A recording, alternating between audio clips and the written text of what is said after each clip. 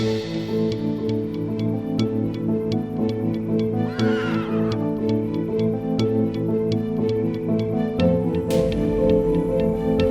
से तुम मुझे हॉस्पिटल में नजर ना आओ।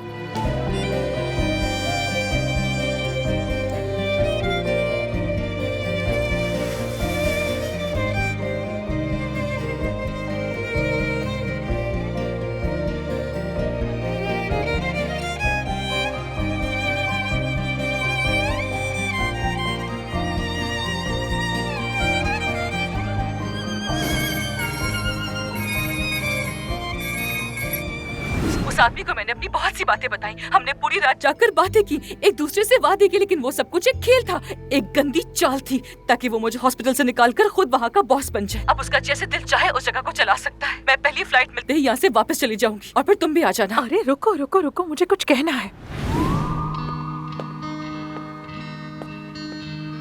क्या तुम जा रही हो? तुम्हें क्या लगता है? मुझे लगा कि तुम नहीं जाओगी। तुम मेरे बारे में अब कुछ मत सोचो आमिर।